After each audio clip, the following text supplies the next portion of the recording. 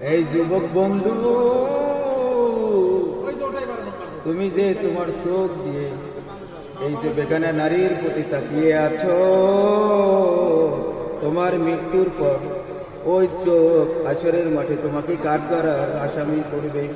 ওই চোখ ওই দিন বলবে, আল্লাহ, এই চোখের শরীরে আমাকে দান করেছ, এই আমার চোখ ব্যবহার করে জিনার দিকে তাকিয়েছে, অন্য মেয়ের দিকে তাকিয়েছে, খারাপ কিছু দেখেছে, একে তুমি শাস্তি দাও আল্লাহ, আমি আর সহ্য করতে পারতেছি না।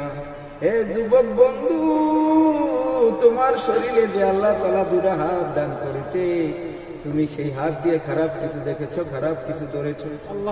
হ্যাঁ, এই হাত সেদিন মৃত্যুর পরে আসামির কাঠগড়ায় তোমাকে দাঁড় করাবে। এই হাত সেদিন আল্লাহর কাছে বিচার চাবে যে আমাকে ব্যবহার করে সে খারাপ কিছু করছে, জিনা করছে, আল্লাহ তুমি তাকে বিচার করো। এই বন্ধু, যুবক বন্ধুরা, নামাজ পড়ো, দাঁড়িয়ে রাখো, নবীর সুন্নাত আদায় করো, খারাপ কাজ করো না, ক্ষমতার অপব্যবহার করো না। একটা মেয়ে রাস্তা দিয়ে হেঁটে যাচ্ছে, তুমি তার রূপের ঝলকানি দেখে বলতেছে একটা মাল যাচ্ছে, এটা ঠিক না। ভার্সিটিতে পড়ো, যেখানেই যাও না কেন, তোমার আশেপাশে মেয়েরা থাকবে, মেয়েরা চাকরি করবে, জব করবে, ক্লাসে ঘোরাঘুরি, তোমার সাথে একটা ভার্সিটিতে মেয়েরা পড়বে, কিন্তু ভুল করে ওই মেয়েটার বুকের ওড়না পড়ে যাবে, তুমি জিনার চোখে তাকিও না।